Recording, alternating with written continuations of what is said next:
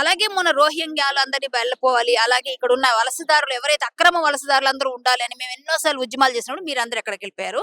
అందరూ ఎందుకు మాట్లాడలేదు? ఇవన్నీ జరుగుతున్నప్పటికి కూడా మీకెప్పుడు దొరకలేదు. మేము దళితాన్ని చూసిన అమ్మాయిని చూసి మేము కాపాడలేదే. అమ్మాయి క్యాస్ట్ చూసి కాపాడలేదే. అమ్మాయి తాలూకా ఐడెంటిటీ చూసి కాపాడలేదే. మరి మేము ఇంతగా చేస్తున్నప్పుడు మీరు వాళ్ళని పంపించండి, వీళ్ళని పంపించండి అంటే ఎన్నో తెగలు, ఎన్నో వర్గాలొస్తాయి. ఆ మార్వాడి దానిలో కూడా చాలా ఉన్నాయి. వాళ్ళందరిని నిలపమంటున్నారు కదా! మరి రోహింగ్యాలను ఫస్ట్ పంపించొచ్చు కదా! బంగ్లాదేశీయులు ఇక్కడ పెద్ద 20,000 మంది, 30,000 మంది ఉన్న ప్లేస్ చూపిస్తా నేను. వాళ్ళందరి మీద ఎళ్లి పోరాటం చేయొచ్చు కదా!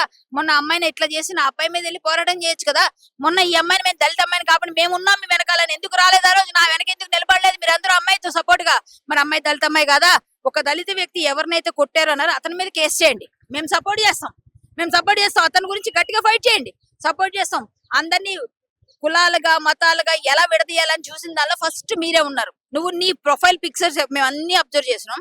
నువ్వు ఎక్కడి నుంచి వచ్చినావు, ఎక్కడున్నావు, ఎవరి తాలూకా వారు ఫాలోవర్వి, ఎక్కడెక్కడి నుంచి వచ్చావు అన్ని చూస్తే క్లియర్ కట్ గా వస్తుంది. శాంసన్, నువ్వు శ్యామ్ అనే పేరు పక్క తీ ఫస్ట్. శాంసన్ అని పెట్టుకో క్లియర్ కట్ గా. అప్పుడు మాట్లాడు.